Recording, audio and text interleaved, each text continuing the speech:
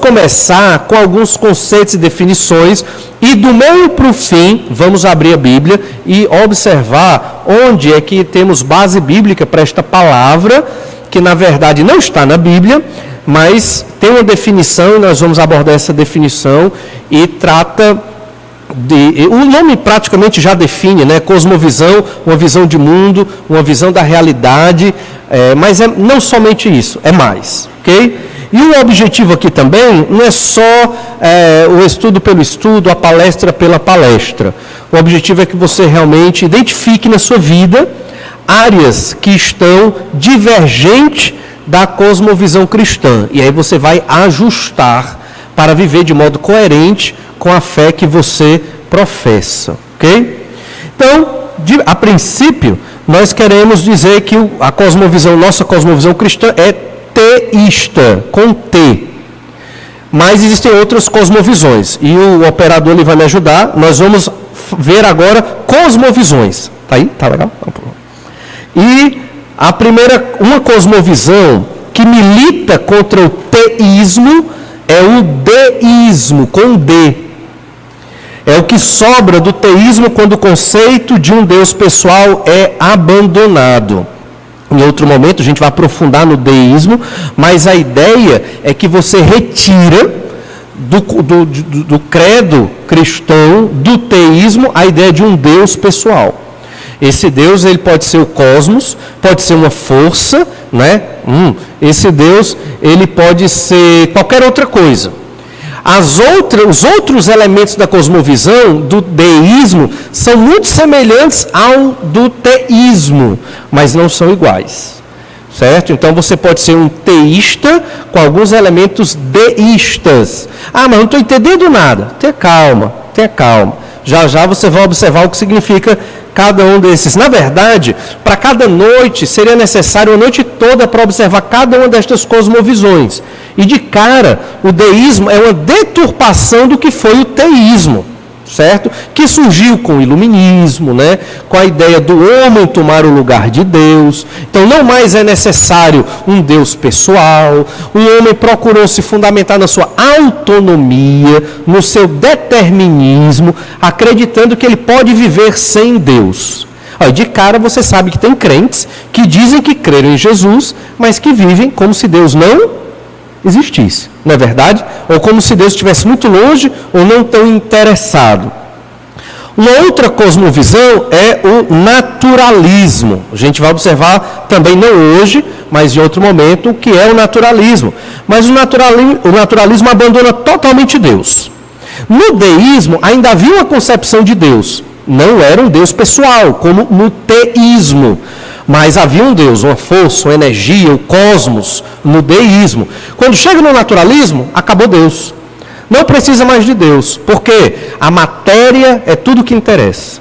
A matéria é o que existe. A matéria é o que fundamenta a nossa vida. Então vamos tomar as nossas decisões, vamos planejar toda a nossa civilização a partir do que a gente enxerga, do que a gente toca e do que a gente vê. Parêntese aqui interessante. Tem um autor chamado Philip Johnson. Alguém já leu alguma obra dele sobre neodarwinismo, darwinismo ou algo contra o evolucionismo? Ele é um autor cristão. Ninguém? Nada? Pois é, leiam.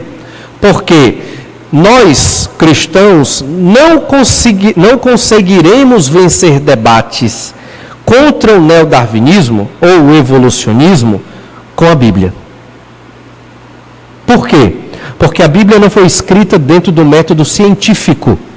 A Bíblia é um livro de teologia / história. É uma história teológica. É uma história de Deus se relacionando com a humanidade. Você não tem como pegar Gênesis 1 e debater contra um darwinista ou evolucionista e ganhar no debate. Por que a Bíblia não é suficiente? Mas aquele texto não foi escrito para confrontar um debate dentro do método científico. Então, como é que a gente faz? Derruba o naturalismo. O naturalismo é a cosmovisão que fundamenta o materialismo, que fundamenta o marxismo, que fundamenta o neodarwinismo e todas as outras crenças sociais, onde Deus está fora, o universo é fechado, Deus não interfere, não se revela, não se relaciona e o sobrenatural foi deixado de lado. Quando você derruba o naturalismo, você derruba todo o resto, inclusive o neodarwinismo. Entende? Então, a defesa é atacar esta pressuposição. É assim que a gente ganha o debate contra eles, não usando a Bíblia. Porque você está trabalhando dois campos diferentes. Um campo religioso ou teológico contra um campo científico, método científico. São pressupostos diferentes e propostas diferentes. Um não vai conseguir vencer, ou melhor, o método científico acaba vencendo o teológico, porque nós estamos vivendo na era do método científico. Lembra como era na Idade Média? Né? Quem foi aquele que queria defender que a Terra ela era redonda? Lembram? Quem? Não foi Galileu? Né? A Terra era redonda. Mas aí a igreja queria puni-lo, não é verdade? Porque ele estava indo contra certos dogmas e tudo. Por quê? Porque ele estava indo a partir do método científico. Mas na época, quem dominava o conhecimento era o método teológico. Mesmo que errado, era o método teológico, não era o método científico. Entende? Hoje é diferente. Por isso que a teologia sempre vai, nesse sentido, perder numa argumentação científica. Então você derruba o naturalismo. Teísmo, Deus. O cristianismo é o teísmo. Deísmo, Deus não é pessoal. Existe Deus, mas ele não é pessoal. Naturalismo, o abandono completo de Deus. Deus não existe, Deus não interessa, o universo é só matéria, o que interessa é só o que está dentro do universo. É o conceito de universo fechado, onde Deus não intervém, Deus não age. Obviamente, baseado nesse pressuposto do naturalismo, é que alguns interpretaram o Novo Testamento dizendo que Jesus não é Deus. Né? E que a história sobre Jesus foi uma criação da igreja primitiva. Jesus era um homem comum, baseado exatamente nessa lente. Imagine estas cosmovisões como lentes, óculos, que a pessoa coloca para enxergar o mundo. E lembre-se, ninguém é completamente coerente em toda essa cosmovisão, na sua vida prática. Nem nós, cristãos, às vezes, conseguimos ser completamente coerentes. E o objetivo é este. Um dos objetivos é este. É que sejamos coerentes com a nossa cosmovisão cristã. Para isso temos que compreendê-la e temos que vivê-la. Outra cosmovisão oriunda do naturalismo é o niilismo. Niilismo, de um termo latim que se refere ao nada, resulta do naturalismo, quando a confiança na razão humana é corroída. No naturalismo, a razão humana é que operava. A matéria era o que existia. O universo era fechado. Deus não intervém. Deus não interessa.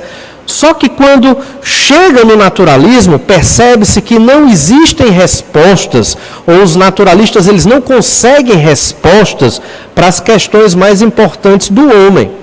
Como eles não chegam nestas respostas, eles caem no vazio, no nada. A ausência de Deus aqui fez com que a própria razão humana perdesse a credibilidade. E uma reação ao niilismo, e o niilismo ele é tido como uma cosmovisão por alguns, por outros não. Ele é mais como uma espécie de cosmovisão paralela, digamos assim. Mas, oriundo do niilismo, vem o existencialismo. Esta cosmovisão é uma das que mais interfere na vida dos crentes. E talvez você nem saiba disso. Né? Ela tenta superar o niilismo, afirmando sua confiança no poder do indivíduo de concretizar pela sua vontade sua própria concepção do bem, da verdade e do belo. Então o homem tenta dar sentido à vida, à sua existência, a Deus, a uma forma de Deus ou as coisas ao seu redor, porque o niilismo fez com que o homem ficasse completamente sem respostas.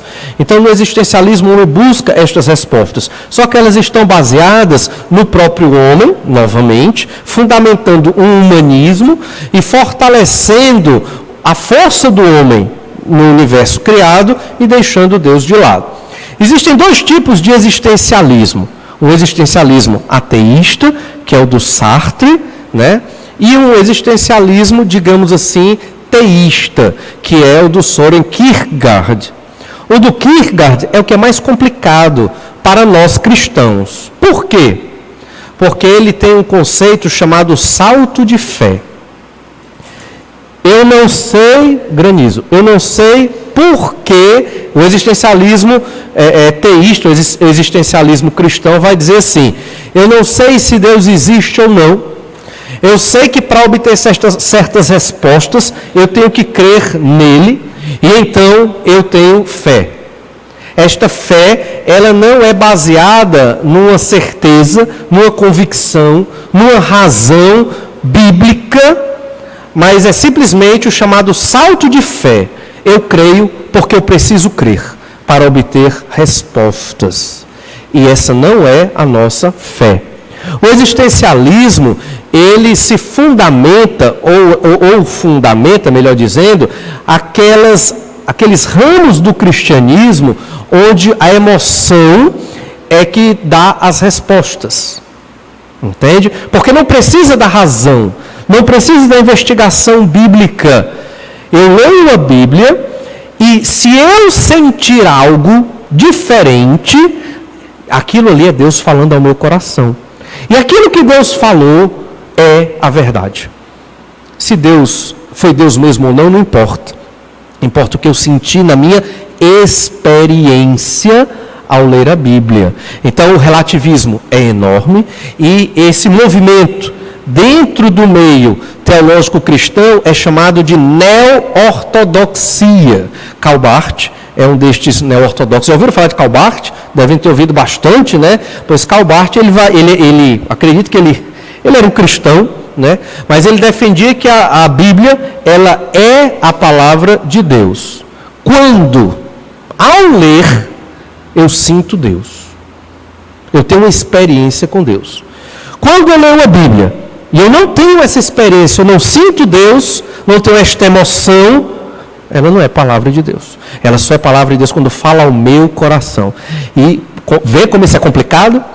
A Bíblia deixou de ser verdade de Deus objetiva.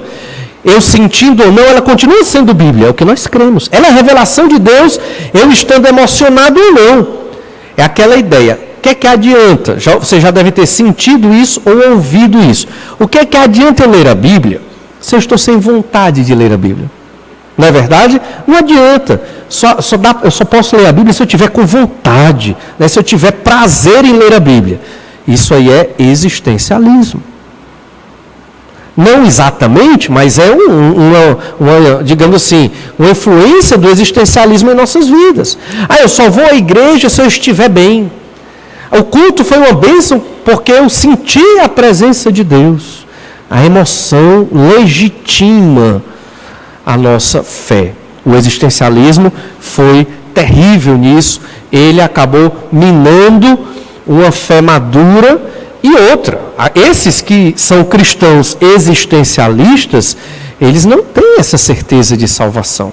Eles vivem baseados em suas emoções. Schleiermacher foi um filósofo que também contribuiu muito para isso, quando ele fez com que a ideia do psicologismo, né, fosse aplicado à hermenêutica bíblica.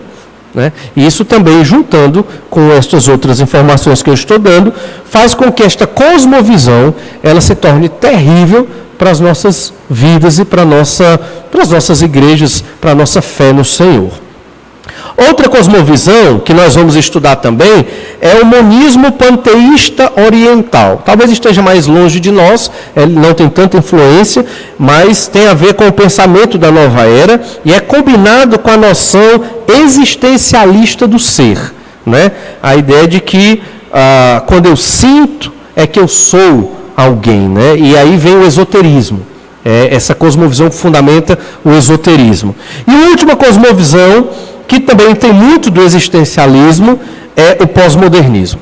Talvez esta é a que mais atrapalha a nossa forma de compreender a verdade do Evangelho. O pós-modernismo nega que podemos conhecer a realidade tal como ela é. mas afirma que podemos nos arranjar razoavelmente bem, sobretudo mediante nosso uso da linguagem. Para o pós-modernista, o conhecimento pragmático é tudo o que alguém precisa. O conhecimento pragmático é aquele conhecimento útil no dia a dia, é aquilo que eu posso usar e aplicar. O pós-modernismo defende o pluralismo de ideias, ou seja, todas as ideias são válidas e têm o seu espaço. Mas a gente sabe que não é bem verdade, né? Tem algumas verdades que são mais verdades do que outras, dependendo de quem domina, né, ou o poder, ou o meio de comunicação de massa, ou a mídia. Então, a verdade que aquela pessoa, aquele grupo social considera mais verdade é a que será divulgada. Mas no sistema, na cosmovisão pós-moderna, é assim, um pluralismo de ideias, a realidade é tão relativa que nós não conseguimos perceber as coisas ao nosso redor. Então, a ideia do pós-modernismo traz aquele conceito do politicamente correto, não é verdade? Pregações contra o pecado não são politicamente corretas. Pregações contra certos valores da sociedade não são agradáveis. Então, a gente tem que pregar uma coisa que é agradável e que não mexa com ninguém. E os crentes são muito afetados, porque eles procuram igrejas onde eu me sinta bem, existencialismo. Onde ao ler a Bíblia, eu perceba Deus, né, e eu sinta o conforto do Senhor, existencialismo, ou que dali eu saia sempre reconfortado, nunca magoado, nunca triste, nunca eu seja pressionado. Aí já entra dentro do pós-modernismo, uma igreja onde eu seja aceito do jeito que eu sou, com as minhas ideias, com os meus costumes, e que todos gostem do que eu faço, não é verdade? É por isso que quando você está na universidade, ou até mesmo no seu trabalho, parece que lá é melhor do que na igreja. Você já sentiu isso? Rapaz, a turma da universidade é tão mais legal do que os jovens lá da igreja. Por que será? Já sentiram? Diga a verdade. Nunca? Não? Mentira. No trabalho, a turma do trabalho é muito legal, sempre lembra de mim, sempre, né, mais amigo, e tudo. Quando chega na igreja, os jovens já não são tão assim. Então é me cobrando, porque eu não estou indo para a mocidade, né? Então é me puxando ali minha orelha, porque eu não estou lendo a minha Bíblia, né? Porque no pós-modernismo, todo mundo se respeita, ninguém cobra ninguém, porque se cobrar, a pessoa já muda de amizade. Então essa é a lógica pós-moderna. Que aquele sociólogo conhecido, que faleceu acho que ano passado, né, Bauman, o Zygmunt Bauman, chama de modernidade líquida. Alguns chamam de hipermodernidade, né, e tem vários nomes aí. Outras formas de cosmovisão. Nós temos aí o humanismo, o iluminismo, o próprio modernismo, o ateísmo, o liberalismo, que é muito conhecido, né, fala dessa narrativa. O liberalismo é uma narrativa diferente do progresso. Progresso no sentido da humanidade está progredindo, né? O marxismo, que é fruto do naturalismo que nós observamos, também é uma narrativa diferente do progresso da humanidade. O consumismo e a globalização são formas de cosmovisão, porque a globalização ela tem um efeito muito forte, porque como, pelo menos o Ocidente, e agora o Oriente está chegando também, o Ocidente tem muitos costumes, então um costume que começa em um determinado país chega no Brasil muito rápido. E esse costume, ele pode ser pernicioso e acaba todo mundo seguindo o mesmo costume e a mesma moda. Então, a globalização divulga mais rápido certas questões que são prejudiciais à nossa fé. E, por incrível que pareça, o islamismo. O islamismo é uma cosmovisão que tem crescido no mundo e tem chegado também aqui no Brasil. Para entender uma cosmovisão, é necessário algumas perguntas básicas. Perguntas básicas a partir do livro do Sayre, né, um livro que ele trata sobre um catálogo de cosmovisões. Uma pergunta fundamental: qual é a realidade básica? Para nós é Deus. A realidade básica se fundamenta na pessoa de Deus. Quando tira Deus dessa primeira pergunta, você desconstrói toda a cosmovisão cristã. Ok? Outra pergunta fundamental: qual é a natureza do mundo que nos rodeia? Né? Qual é a natureza desse mundo? O que é que compõe esse mundo? Terceira pergunta, o que significa ser humano? Aí entra na ideia da ontologia, a área da filosofia, né, que trata do ser. O que é o ser humano? O que constitui o ser humano?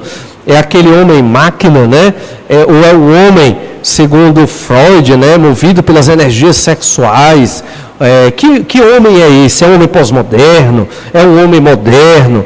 Então, qual a nossa concepção de homem? Isso tem muito a ver com a ideia hoje de teoria de gênero, né? A concepção do homem, se ele está em transformação constante ou ele tem uma concepção una que já foi formulada desde a criação e o homem não muda, pensando homem e mulher aqui. Quarta pergunta, por que é possível chegar a algum conhecimento? E aqui a área da epistemologia, o niilismo vai dizer, não é possível chegar a nenhum conhecimento. Outros vão dizer, podemos chegar a um conhecimento, mas somente pelo salto da fé, não é verdade? Não há conhecimento objetivo, todo conhecimento é relativo, é plural, pós-modernismo. Então, é possível chegar a algum conhecimento de alguma coisa no mundo? Essa é a pergunta. Dependendo da cosmovisão, você vai ter uma resposta. De que trata a história? É a próxima pergunta. A história, ela é circular? Ela é dialética? Tese, antítese e síntese? A história, como circular, fundamenta o marxismo, não é verdade? Então, nós estamos tendo aí um embate entre sociedades capitalistas, sociedades socialistas, comunistas, aí, digamos assim, e daí vai surgir uma outra sociedade utópica melhor. Será que é assim a história ou ela é linear? Ela é circular ou linear? Por exemplo, numa perspectiva do mundo esotérico, né? do esoterismo, nós podemos entender que o espiritismo que defende a reencarnação tem um conceito de história circular, não é verdade? Mas nós, teístas, cristãos, nossa história é linear. Deus criou todas as coisas, né? Tem o momento da criação, depois vem a queda, depois a redenção e depois a glorificação, onde todos nós seremos exaltados à semelhança do Senhor Jesus. É linear. E o que acontece na morte? Né? O que acontece na morte? Alguns vão dizer aniquilação, naturalismo. Morreu, acabou. Acabou. Você é matéria. A matéria, depois dela, é nada. Se acabou, ela é consumida, volta para a natureza, é reciclado, seu corpo vai virar adubo para as plantas, você se acaba. Se você tem um fundamento de cosmovisão naturalista, a lógica é que você tem que ser egoísta. Quem é naturalista, muitos cientistas, quase todos têm uma cosmovisão naturalista, né? Os marxistas são de base naturalista, que creem na matéria, no universo fechado. É claro que é diferente do naturalista puro, mas a base é esta. Eles, pensando na concepção de morte como o aniquilamento da sua existência, eles, por natureza, se forem coerentes, eles têm que ser egoístas. Se fundamenta uma raça dominar sobre a outra. E é correto afirmar, dentro dessa cosmovisão, que os mais fortes são os que sobrevivem. Então não tem que ter ajuda humanitária para ninguém. Quem é rico, fique mais rico. E o pobre que morra. É a consequência lógica desse tipo de cosmovisão. Como eu falei, nem todos são coerentes, na verdade, nas suas cosmovisões. Mas, certa vez eu conversei com um professor de história, quando eu estava lá no interior, fazendo a pós-graduação em cultura greco-romana. Ela era professora de história, a gente foi almoçar junto, os alunos e ela, no intervalo da aula. E eu fui tentar evangelizá-la. Eu cheguei exatamente nisso. Ela disse que era ateia, né? Não cria em Deus. Eu digo, professor, então se a senhora não crê em Deus, e fui explicando as consequências lógicas, né? A senhora não procura o bem da humanidade, porque a senhora só pensa em si, na sua própria felicidade e no seu próprio crescimento, porque a senhora, depois de morrer, se acaba. Então a senhora não vai dividir nada com ninguém, não vai ajudar ninguém, porque senão a senhora perde tempo e recurso para gerir sua própria felicidade. O que interessa é a sua felicidade, porque o seu tempo está acabando. Ela disse, é isso mesmo. E eu vivo assim. Então existem pessoas coerentes dentro de suas próprias cosmovisões. São coerentes, mas estão coerentemente erradas. Já imaginou se a humanidade seguir esse tipo de cosmovisão? O que é que acontece? o mundo se acaba. A humanidade se destrói. Hitler não estaria errado. Não é verdade? Ele defendia uma raça superior. Ele estava lutando pela sobrevivência dele e do povo dele. E quem estiver contra, que pena, seja mais forte. Graças a Deus foram, né? Mas essa é a ideia. Ele não seria um criminoso, como nós consideramos hoje. Mas muitos daqueles que consideravam Hitler um terrível bandido e criminoso, pensavam talvez tão semelhante a ele, no sentido da sua cosmovisão. Não estou dizendo todos, né? Mas certamente alguns. Bem, e uma última pergunta. Como sabemos o que é certo e o que é errado? Como é que eu vou ter esse conhecimento, né? E aqui a ideia da epistemologia. Como eu vou conhecer as coisas, saber o que é certo e o que é errado, se o universo é fechado. O certo e o errado aqui entra mais na questão da ética, né? Como é que eu vou viver uma ética na sociedade se os valores humanos, eles devem ser observados dentro do próprio universo? É a ideia daquela cosmovisão que pensa no universo fechado, o naturalismo, por exemplo, onde Deus está fora, Deus não existe, está fora, a gente não tem contato com Deus, não importa se Ele está ou não, Bíblia não é revelação, nós aqui temos que descobrir o que é certo e o que é errado. Baseado em quê? Problema para os naturalistas. Mas você encontra cientistas com excelente ética de vida, ateístas de fundamento naturalista, que tem uma excelente ética na sua vida. São bons pais de família, né? Dão doações generosas para as entidades de ajuda humanitária, cuidam bem dos seus filhos, têm tempo para a família, são honestos, não são dados a vícios, têm uma ética semelhante à do cristão, mas são naturalistas, ateístas, não creem na existência de Deus. Então é uma incoerência com a sua própria cosmovisão. Ok? Então, a cosmovisão cristã, como nós queremos observar, ela é teísta. E, a princípio, no início eu falei, a ideia de que nós estivéssemos observando como responder essas perguntas que eu falei dentro da nossa própria cosmovisão. E você avaliar se você está sendo coerente com a sua própria cosmovisão. Será que você está? O teísmo e esse estudo da cosmovisão, ele é útil para os missiólogos. O missiólogo, quando chega no local, ele vai estudar a cosmovisão daquele povo para poder pregar o evangelho de modo que o povo entenda. Também de modo apologético, quando você quer fazer a defesa da fé, como eu dei o exemplo aqui, você tem que derrubar aquela pessoa, ou derrubar uma metáfora, né, claro, mas desconstruir o sistema dela, mostrando as imperfeições desse sistema, como o do naturalismo. Também é muito utilizada a ideia da cosmovisão cristã na hermenêutica, no sentido de fazer uma exegese cultural. A exegese cultural é isso, é quando você vai interpretar a realidade da cultura ao seu redor e ver como o cristianismo vai influenciar tal realidade. Mas agora, nós vamos entrar no segundo tópico, uma definição de cosmovisão. Definição de cosmovisão. Primeiro, a cosmovisão cristã, ela não é uma ideologia, certo? Ideologia tem várias definições para ideologia.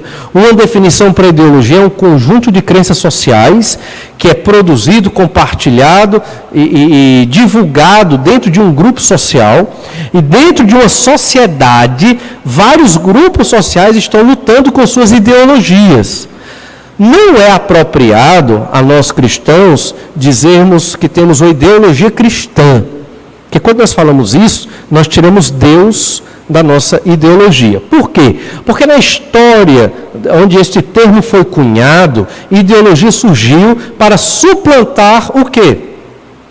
A teologia.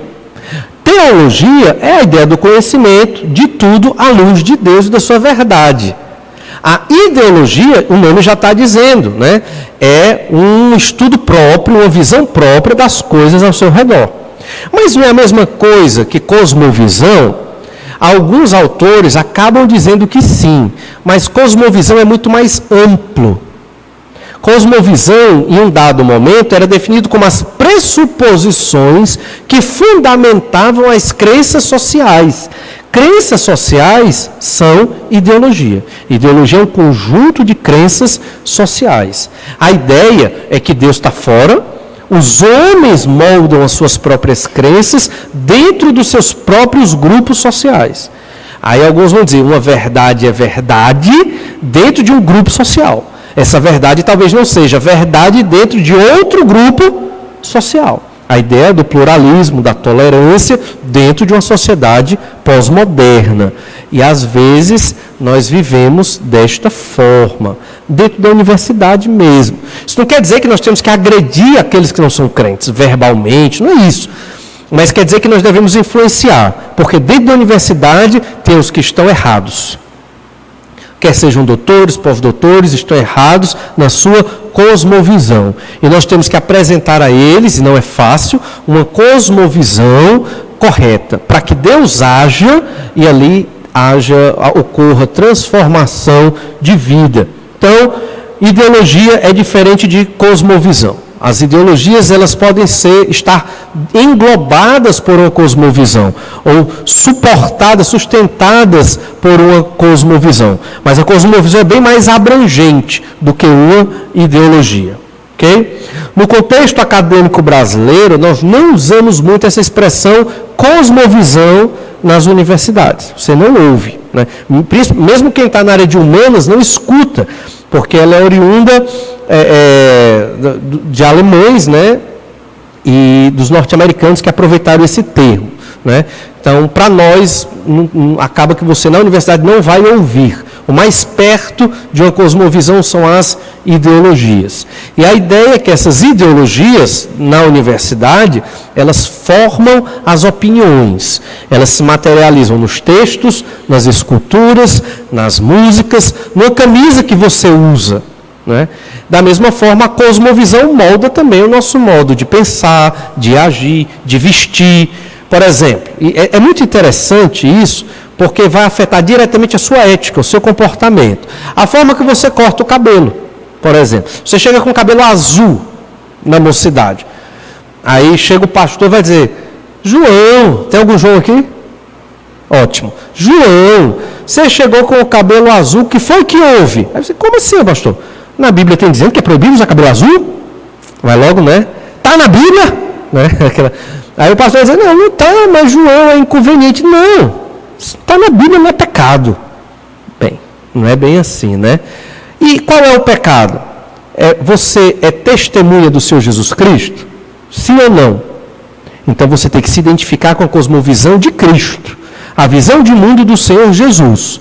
Se você colocar algo no seu corpo, algo na sua vestimenta, ou até no seu estilo de vida, que lhe associa com outra cosmovisão, quem olhar para você não vai ver em você uma testemunha do Senhor Jesus Cristo. É muito simples. Entendem? Como estamos vivendo num mundo plural, todos nós fazemos a leitura uns dos outros. Né? Eu sei que uma pessoa gosta de futebol quando ela vem com a camisa de time. Não vive com a camisa do time, o cara ali doido pro futebol. O cara, cada um vai ter o seu estilo, ele vai mostrar aonde? Na sua roupa, no seu óculos, no seu cabelo, em tudo que você faz. É ou não é? Se você é relaxado, se você é vaidoso, isso vai expressar algo sobre você. Então é baseado nisso que nós procuramos viver e nos comportar como representantes e testemunhas do Senhor Jesus Cristo. Mas olhemos agora uma definição bem elaborada do Sayre sobre cosmovisão. Está aí para vocês observarem a definição. E diz assim, uma cosmovisão é um comprometimento, uma orientação fundamental do coração, que pode ser expressa como uma história, ou um conjunto de pressuposições, hipóteses que podem ser total ou parcialmente verdadeiras, ou totalmente falsas, que devemos consciente ou subconscientemente, consistente ou inconsistentemente, né, que devemos ter sobre a constituição básica da realidade e que fornece o alicerce sobre a qual vivemos, movemos e possuímos nosso ser. Essa definição ela é atualizada, porque na definição primeira desse autor, ele chamava cosmovisão de um conjunto de pressuposições. Só que pressuposição é algo que fica só na ideia. Cosmovisão não é só para ficar na cabeça. Por isso que ele colocou um comprometimento, uma orientação fundamental do coração. Então a cosmovisão deve fazer você viver, deve moldar a sua ética, né? Uma ética coerente com aquilo que você lê na revelação de Deus, a Bíblia Sagrada, sendo você teísta, não é verdade? E ela se expressa como história, aí vem uma concepção de narratividade. A nossa vida é uma narrativa. Toda a nossa vida é uma narrativa, como a Bíblia é uma narrativa. Por que dizer que a nossa vida é uma narrativa? Tem enredo, tem clímax, tem personagens, na verdade, ela é uma narrativa. Existem movimentos dos críticos literários tentando fazer com que a Bíblia seja vista como ficção histórica. Você já notou que existem muitos livros de ficção histórica surgindo na nossa época? Pois é. Eles querem defender que a Bíblia é uma ficção histórica. Nunca existiu mesmo. Nunca existiu Moisés. Nunca existiu Abraão. São personagens fictícios que remontam a história hipotética sobre Deus, do pensamento judaico cristão, né? Só que quando nós dizemos não, a Bíblia é uma narrativa teológica. É a história de Deus atrás do homem. Nós estamos dizendo que esses personagens realmente existiram, que Jesus é Deus. E assim como a nossa vida é uma narrativa, nós temos que olhar a Bíblia e pegar os exemplos da Escritura e trazer para a nossa narrativa de vida. Você sabe o que é mais difícil para nós crentes fazermos hoje? Não é nem aprender a Bíblia. É saber usar a Bíblia no dia a dia. É pegar o ensino e trazer para a minha realidade. É interpretar a Escritura e vivê-la a cada dia. Nós não aprendemos a fazer isso coerentemente. Então você pode ter um irmão que sabe a Bíblia decorada, mas ele não sabe tomar decisões a partir da Bíblia. Ele não sabe se vestir a partir do que a Bíblia ensina. Ele não sabe tratar com as pessoas a partir do que a Bíblia orienta. Porque ele conhece os versículos decorados, ele vem para a igreja, está na escola dominical, vem para a mocidade, está no culto à noite, conhece a Bíblia, conhece as histórias, mas não sabe viver a narrativa bíblica na sua própria narrativa de vida. Por isso, o Sayre coloca a ideia de cosmovisão tem a ver com uma história, conjunto de pressuposições que fundamenta a nossa constituição básica da realidade. E essas pressuposições que nós devemos viver, que fazem parte da nossa narrativa, e que no nosso caso, cristãos, vêm da Bíblia, elas alicerçam a nossa vida, fundamentam o que vivemos, como nos movemos e como possuímos o nosso ser. Se você é um cristão coerente com a sua cosmovisão cristã, revelada pela Escritura, a palavra de Deus, você vai ver de modo coerente com a Bíblia Sagrada. Ok? Outra definição de cosmovisão, agora mais curta, de um autor mais moderno, mais recente, que leu os livros do Sayre, ele vai dizer o seguinte: cosmovisão é uma enunciação das crenças básicas, embutidas em uma grande narrativa compartilhada, as quais estão arraigadas em um compromisso de fé e dão forma e sentido à totalidade de nossa vida individual e coletiva. Crenças básicas que estão nesta grande narrativa que fundamenta a nossa vida. Você pode ser um cristão, professa a fé no Senhor Jesus Cristo, mas você talvez não esteja sendo coerente com o ensino da Escritura. A sua ética de vida está distante do que Deus quer para você. E você tem que ler a Bíblia, perceber o que é o teísmo, perceber as doutrinas fundamentais da Escritura e avaliar a sua vida. Estou vivendo dessa forma ou não? Se eu não estou, eu estou longe do ideal de Deus para mim e para a minha vida. Então, vamos responder aquelas perguntas que nós colocamos sobre cosmovisão, baseadas agora no teísmo, que é no cristianismo bíblico, naquilo que nós cremos. Então, olha aí, nós temos aí o teísmo e a primeira, a realidade básica. Qual é a nossa realidade básica? É Deus. Mas que Deus? Ele é infinito e pessoal. É um Deus trino, transcendente e imanente, onisciente, soberano e bom. Nossa concepção de Deus é essa. Muito fácil, pastor. Isso é muito fácil. Eu já sabia de tudo isso. É verdade. Mas você vive de tal forma, né? Se você entende que Deus é infinito, não há limites para o poder de Deus. Já pensou? Mas Ele é uma pessoa. Deus, Ele tem intelecto. Deus, Ele tem emoções, sentimentos e vontade também. Então você vai buscar a vontade de Deus para a sua vida à luz da Escritura. Qual é a vontade de Deus para mim? É que eu aprenda a palavra do Senhor. É que eu obedeça a palavra do Senhor. É que eu seja uma ferramenta útil na igreja do Senhor. Está tudo revelado aqui. É que eu seja um futuro esposo dedicado à minha família. É que eu seja uma esposa auxiliadora do meu marido. A vontade do Senhor não é que eu seja feminista. Uma mulher feminista ou um homem feminista. Por incrível que pareça, né? O homem feminista é aquele que delega toda a responsabilidade da casa para sua mulher, né? E coloca nela toda a autoridade. Não é a vontade de Deus. A vontade de Deus é que haja família. É que os casais tenham filhos e criem seus filhos segundo a vontade de Deus. Porque Ele é infinito, essa é a vontade dEle, Ele é um ser pessoal. Se Deus é pessoa, o que é que uma pessoa faz? Ela se relaciona. Então Deus quis se relacionar conosco, porque enviou seus servos, os profetas, né, os apóstolos, servos, o povo dele, para deixar essa escritura para nós o conhecermos.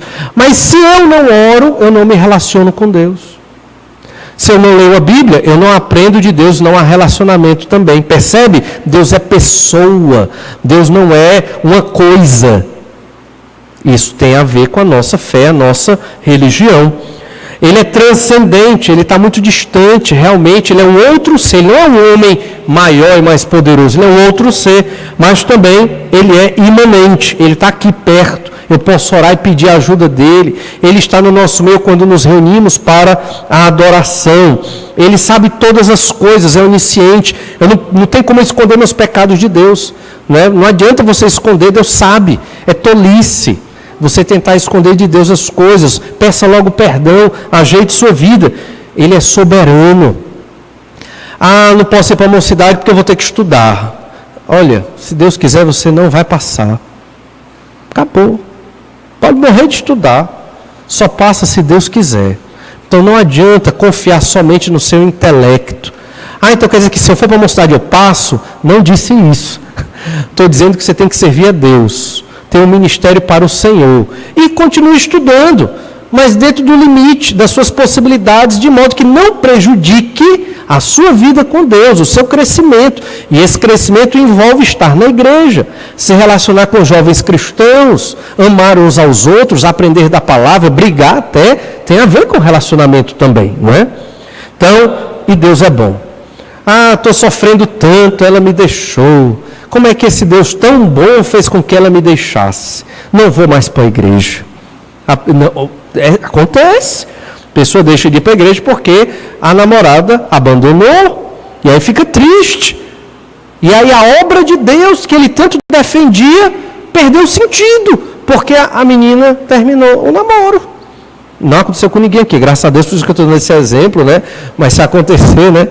Então, eu tenho que ficar firme na obra do Senhor a despeito do namorado ou da namorada. Não é verdade? Deus é bom em todas as coisas. Até o término do namoro foi da vontade de Deus, obviamente. E por que terminou? Porque Ele quis. Só não pode terminar o casamento. Não pode. Casou pro resto da vida. É? Realidade básica. Ela tem que ser toda analisada à luz de quem Deus é. Isso aqui tudo tem na Bíblia. A gente não tem como ver cada versículo comprovando, né? Dentro do teísmo, a ordem física. Deus criou o cosmo, ex nihilo, ou seja, do nada, para operar com uma uniformidade de causa e efeito em um sistema aberto. Existe causa e efeito na natureza, é óbvio, né? Existe quando há uma evaporação maior e aí aquele vapor d'água quente chega no frio, se condensa, ocorre o quê? A chuva, né? Causa e efeito. Mas o universo é aberto. O que isso quer dizer? Deus interfere quando Ele quer. Se Deus quiser, não vai chover. E se Deus quiser, Ele manda chuva.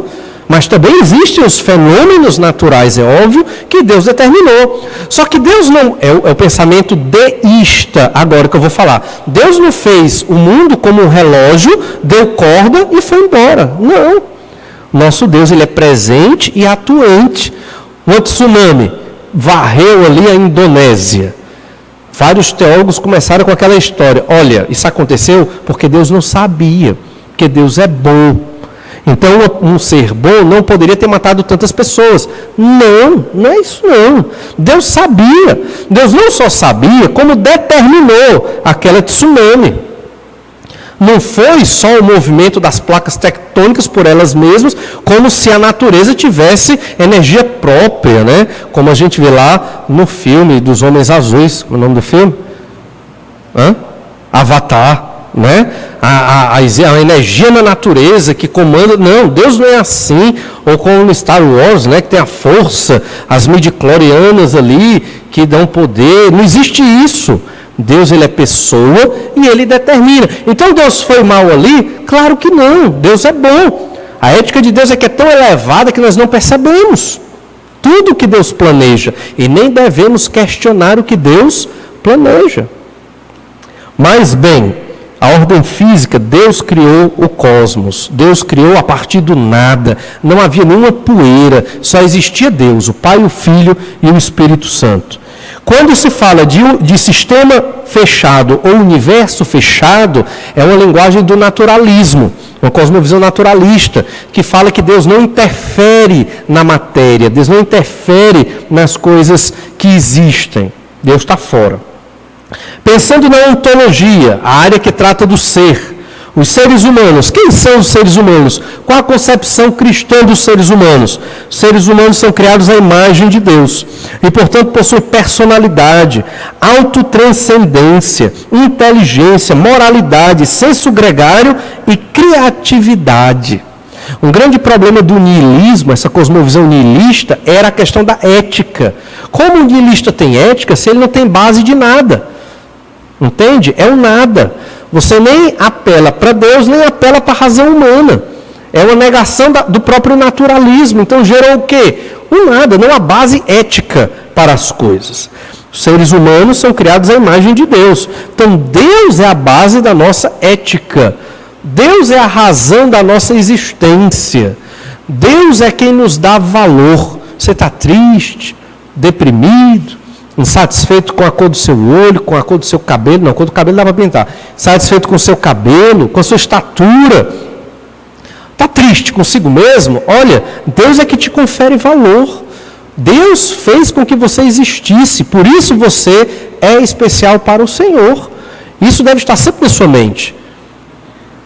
Aí a ideia de que somos imagem de Deus. Uma pessoa ela é condenada ao inferno porque ela está envergonhando a imagem de Deus. Ela não representa bem Deus na terra, não glorifica Deus como imagem de Deus. Por isso essa pessoa é condenada pelos seus próprios pecados também, né? Porque desobedeceu ao Senhor.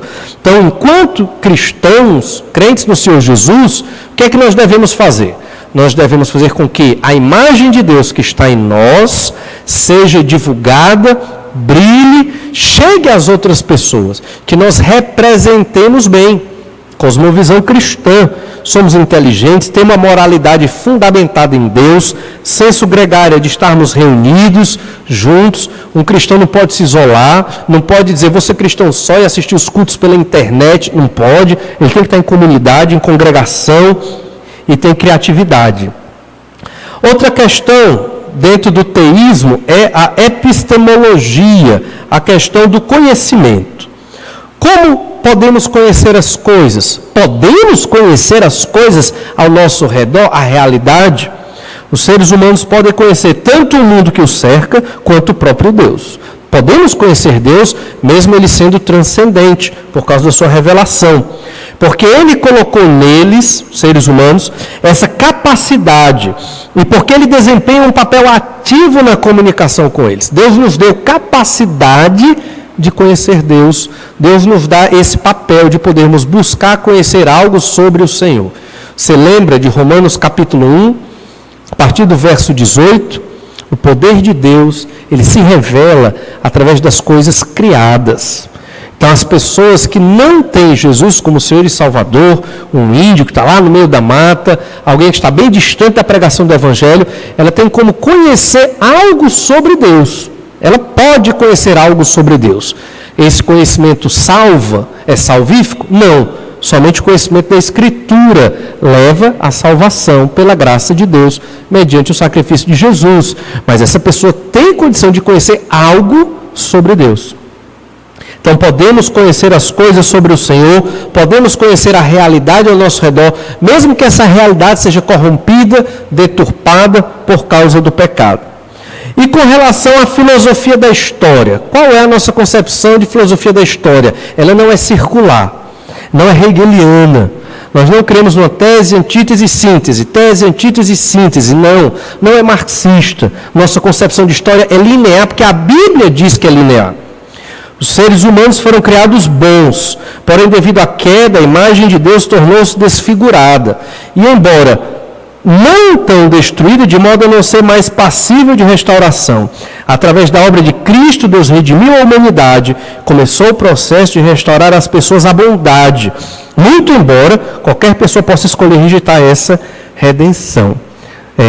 Pode rejeitar a redenção no sentido empírico que nós observamos. É quando você prega o Evangelho e a pessoa diz, eu não quero saber do Evangelho. Ela rejeitou nesse sentido, não no sentido calvinista propriamente dito, certo? Neste sentido. E aí você vê a linearidade, criação, queda, redenção, glorificação. É linear, teve começo, terá fim na história do ser humano. Ela não é cíclica no sentido hegeliano.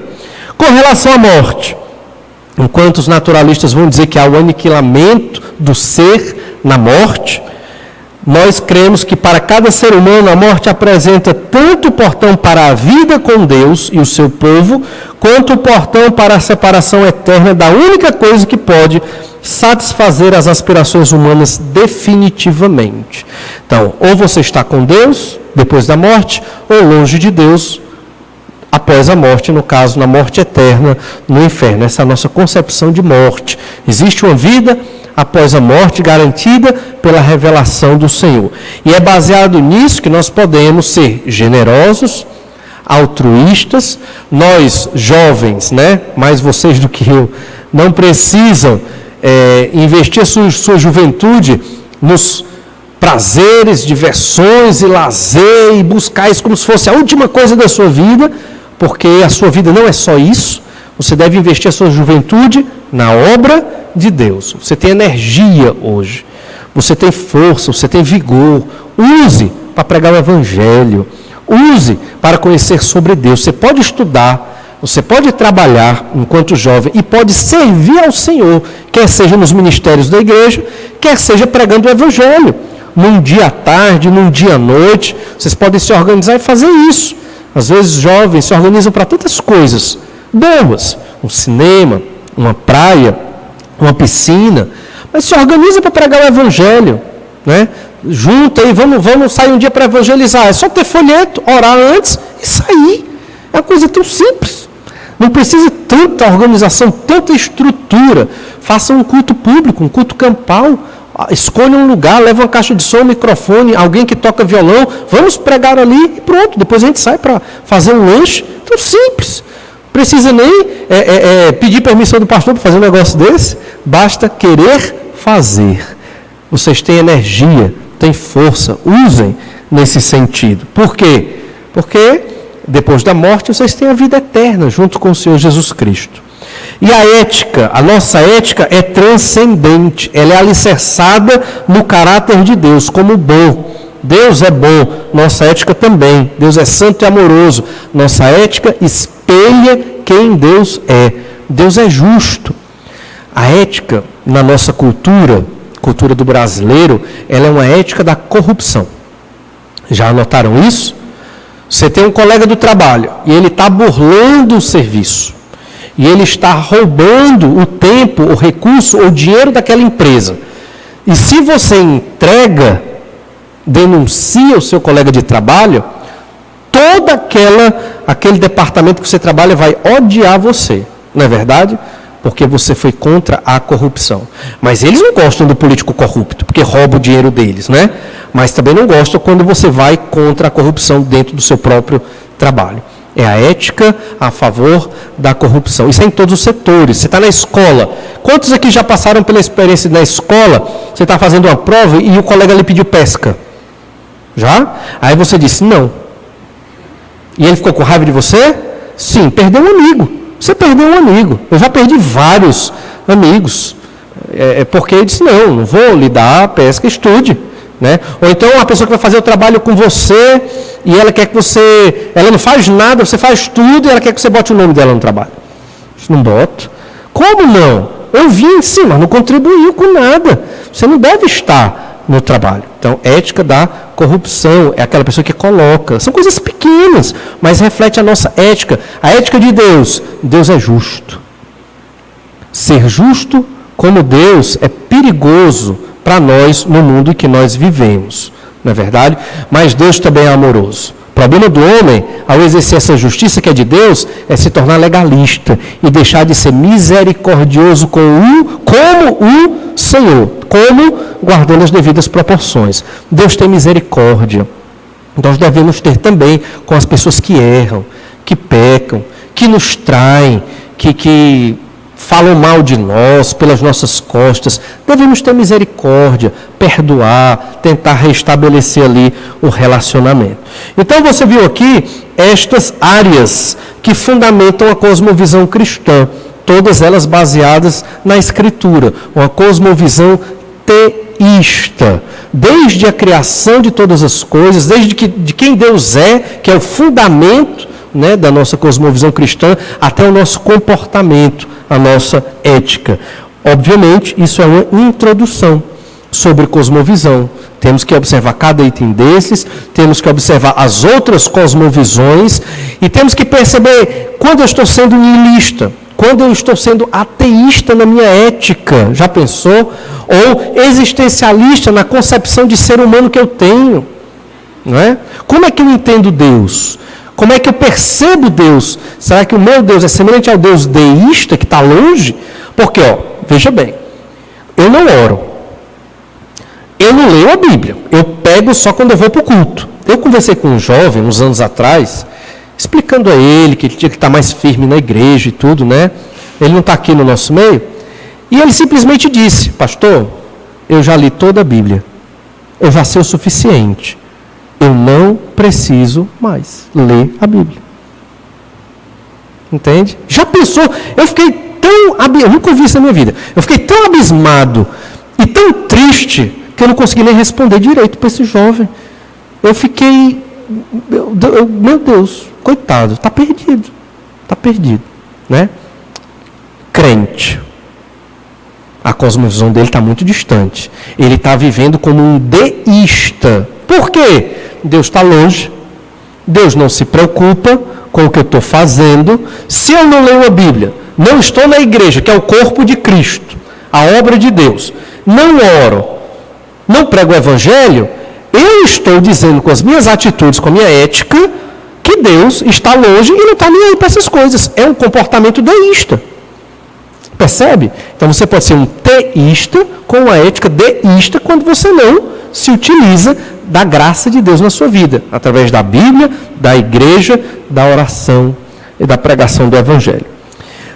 Para finalizar, vejamos agora as considerações bíblicas sobre a cosmovisão cristã. Lá em Atos 17, agora sim, abre sua Bíblia, não vamos demorar porque o nosso tempo já avançou. Atos 17, nós temos um exemplo maravilhoso de Paulo, falando ali aos atenienses. E ele conhecia a cosmovisão do ateniense e ele falou da cosmovisão cristã para aquele povo. Olha Atos 17, 16. Diz assim: enquanto Paulo os esperava em Atenas, o seu espírito se revoltava em face da idolatria dominante na cidade. Então, o primeiro passo é esse. Quem é crente se revolta com o pecado. não para maltratar o pecador, mas causa revolta. Eles eram tão idólatras, os atenienses, e Paulo sabia, porque ele era versado na literatura grega, ele conhecia vários autores gregos, então ele tinha entendimento de como era Atenas, mas quando ele viu aquilo, causou um mal-estar nele. O que é que ele fez? Paulo tem que pregar o evangelho. E foi pregar o evangelho. Verso 19. Então, tomando-o consigo, o levaram ao Areópago, dizendo: poderemos saber que nova doutrina é essa que ensinas? Então, os atenienses, eles tinham o costume de querer saber tudo que era novo. Qual ensino, filosofia nova que estava surgindo. O Areópago ainda existe hoje. É a colina de Marte. Fica na colina de Marte, o local ali onde havia os debates, né, sobre os vários tipos de filosofia da época. Aí você imagina, eram várias cosmovisões ali sendo apresentadas, e Paulo foi falar da cosmovisão cristã. Verso 20. Posto que nos trazes aos ouvidos coisas estranhas, queremos saber o que vinha a ser isso, pois todos os de Atenas e os estrangeiros residentes de outra coisa não cuidavam, senão dizer ou ouvir as últimas novidades. Então Paulo, verso 22, então Paulo, levantando-se no meio do Areópago, disse: antes de ler, vamos fazer um exercício, vamos tentar descobrir, eu sei que talvez vocês não tenham pegado todas aquelas 7 perguntas, né? E todos aqueles elementos de uma cosmovisão, mas tente descobrir, e se você descobrir, você fala, algo que tem a ver com aquelas 7 perguntas de uma cosmovisão dentro do sermão de Paulo aqui aos atenienses. Vamos lá. Senhores atenienses, em tudo vos vejo acentuadamente religiosos, porque passando e observando os objetos do vosso culto, encontrei também um altar, no qual está inscrito: ao Deus desconhecido. Pois esse que adorais sem conhecer é precisamente aquele que eu vos anuncio. Aí ele está falando de quê agora? A base da realidade. Quem é? Deus. A base da realidade é o Deus desconhecido. É o Deus que vocês não conhecem, que eu vou falar agora. A base da realidade não é Zeus, não é Apolo, não são os titãs, não são esses deuses a base. Também existe outra religião grega que existia, a parte da mitologia, né, dos deuses ancestrais, era mais romana do que grega. Também não são os ancestrais a base da realidade de vocês, certo? Também não é a guerra, é Deus, o Deus desconhecido. Verso 24. O Deus que fez o mundo e tudo que nele existe. O Deus que fez o mundo e tudo que nele existe. Agora ele está falando de outro elemento da cosmovisão cristã. Qual é? Aquele sobre a criação, né? Sobre a natureza física, sobre o aspecto físico. Não existe o caos. A natureza é ordenada, foi Deus que criou. Ela não surgiu, o mundo, as coisas físicas, de um embate entre os deuses. Não foi assim que surgiu. O que é que aconteceu? Um único Deus, isso já é impactante. Um povo que vivia com várias divindades, aí chega um judeu, né, dizendo que só tem um Deus e que foi ele que criou todas as coisas. Para nós é muito comum, a gente lê isso aqui, é normal, mas para os atenienses foi chocante. O segundo elemento de uma cosmovisão cristã, a natureza física das coisas. De onde veio? Um Deus criou todas as coisas. Ainda no verso 24, sendo ele Senhor do céu e da terra, não habita em santuários feitos por mãos humanas. Está dizendo quem é Deus. Ele é soberano, ele é espírito, ele não é refém da humanidade. Falando ainda da base da realidade. Verso 25.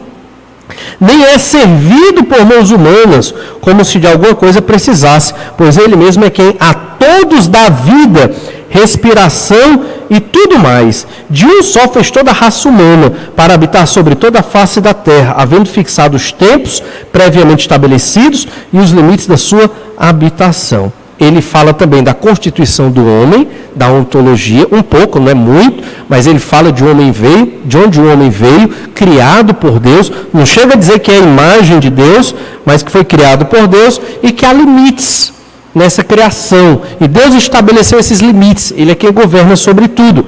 Elementos de uma cosmovisão cristã que Paulo usa quando vai pregar o evangelho aos atenienses, né? E os limites da sua habitação. Verso 27. Para buscarem a Deus, se porventura tateando o possam achar, bem que não está longe de cada um de nós. Epistemologia, conhecimento.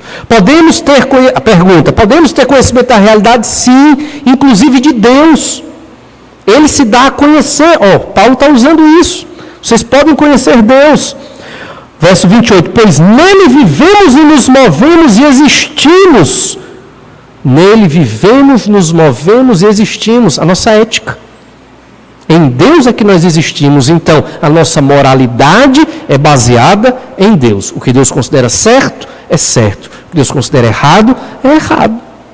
Nós existimos e nos movemos. A nossa vida ética, o nosso comportamento do dia a dia é baseado no Senhor. Paulo falando de cosmovisão cristã. E aí diz, aqui ele, de modo muito esperto, ele não só usou o altar ao Deus desconhecido, que é uma história de Epimênides, muito interessante, tem naquele livro Fator Melquisedeque, mas também ele usa como ponto de contato para começar o sermão, mas também aqui ele convoca certos poetas gregos. E aqui um princípio interessante que a gente vai rapidamente tocar. Como alguns dos vossos poetas têm dito, porque dele também somos geração. Fomos gerados de Deus, né? Sendo geração de Deus, não devemos pensar que a divindade é semelhante ao ouro, à prata, ao ouro ou à prata, ou à pedra, trabalhados pela arte e imaginação do homem. Aí aqui ele ataca a cosmovisão ateniense, né? Então veja, ele foi buscar na literatura grega certo respaldo para mostrar algo dentro da cosmovisão deles que era semelhante à cosmovisão cristã. E é isso que nós devemos fazer dentro da universidade. Quando estivermos estudando as mais variadas teorias, quer seja na área de humanas ou em outras áreas, perceber o que tem de verdade da cosmovisão cristã naquelas teorias. E é por aí que nós vamos nos baseando. E é por ali que nós vamos fazendo a diferença. E assim nós vamos mostrando o pensamento cristão, mesmo num contexto ateísta, existencialista e pós-moderno. E então Paulo continua pregando a verdade de Deus para eles. Mas deixa eu terminar de ler o verso 30, verso 29, né? Sendo, pois, geração de Deus, não devemos pensar que a divindade é semelhante ao ouro, à prata ou à pedra, trabalhados pela arte e imaginação do homem. Ora, não levou Deus em conta os tempos da ignorância. Agora, porém, notifica aos homens que todos, em toda parte, se arrependam. Arrependimento. Só há conversão se houver arrependimento de pecado. Porque estabeleceu um dia em que há de julgar o mundo com justiça, a justiça de Deus. Se arrependam, porque senão vocês vão para o inferno. Pregação cristã, bíblica. Por meio de um varão que destinou e acreditou diante de todos, ressuscitando dentre os mortos. E aí Paulo prega o Evangelho. Percebe então como ele usou elementos da cosmovisão cristã para mostrar aos atenienses a fé em Cristo, e então ele desafiou a uma conversão, arrependimento de pecados. Cosmovisão tem a ver com levar tudo cativo a Cristo, tudo. A minha roupa, o meu cabelo, o meu óculos, o meu pensamento, os livros que eu leio, tudo que eu faço, cativo a Jesus. Segundo os Coríntios capítulo 10, verso 4. Porque as armas da nossa milícia não são carnais, e sim poderosas em Deus, para destruir fortalezas, anulando nós sofismas, e toda altivez que se levante contra o conhecimento de Deus, e levando cativo todo pensamento à obediência de Cristo. Todo pensamento tem que se curvar à cosmovisão cristã. O crivo é este. Aquilo que nos representa, aquilo que é emblemático em nossas vidas, deve ser submisso à ética do Senhor Jesus Cristo, ao pensamento revelado por Deus. Nós não podemos ser cristãos de pensamento, cristãos no fim de semana, e durante a semana ter um comportamento completamente distinto do que foi o comportamento do Senhor Jesus Cristo. Uma fé infrutífera, muitas vezes uma fé sem razão. Sou crente porque... ou meu pai é crente, minha mãe é crente. Sou crente porque não tenho nada melhor, gosto do povo, a turma é legal, animada, né? Tem comida depois, a gente sai, passeia, o retiro é legal. É por isso que eu estou na igreja. Ou Eu estou na igreja porque realmente Jesus me libertou das trevas do pecado, minha vida é do Senhor Jesus e eu vivo para a glória dele, no meu pensamento, nas minhas emoções, no meu comportamento. Quem vive assim é um cristão que agrada ao Senhor. Todo pensamento deve estar cativo à obediência de Jesus. Ser testemunho de Jesus aponta para o caráter prático e narrativo da vivência da cosmovisão. Cosmovisão não é só pressuposto. A cosmovisão é a encarnação de um pensamento. Você encarna o pensamento. Que pensamento? De Cristo. Atos 1:8. Recebereis poder a descer sobre vós o Espírito Santo e sereis minhas testemunhas, né? Em Jerusalém, como em toda a Judéia e Samaria e até os confins da terra. Ser testemunha é você encarnar a pessoa de Cristo em você. É você ser como Cristo no meio da sociedade. Conhecer a cosmovisão cristã não é suficiente. É necessário você estar no meio de outras cosmovisões, no meio de outros grupos sociais, para testemunhar desta cosmovisão. Jesus orou pelos seus, em João 17, verso 18. Assim como tu me enviaste ao mundo, também eu os enviei ao mundo. Ao mesmo tempo que nós não somos do mundo, nem devemos nos envolver com o mundo, nós devemos estar dentro do mundo. Testemunhando, falando da cosmovisão cristã, do pensamento de Cristo. E ainda em Efésios, capítulo 5, verso 6. Olha aí na sua Bíblia, Efésios 5, 6. O que comumente ocorre, infelizmente, é que os cristãos, quando estão no mundo, eles acabam aderindo às cosmovisões mundanas e esquece a cosmovisão cristã. Efésios 5, verso 6. Ninguém vos engane com palavras vãs, porque por essas coisas vem a ira de Deus sobre os filhos da desobediência. Portanto, não sejais participantes com eles. Pois outrora erais trevas, porém agora sois luz no Senhor. Andai como filhos da luz. Porque o fruto da luz consiste em toda bondade, justiça e verdade, provando sempre o que é agradável ao Senhor. E não sejais cúmplices nas obras infrutíferas das trevas. Antes, porém, reprovai-as, porque o que eles fazem oculto, o só referir é vergonha.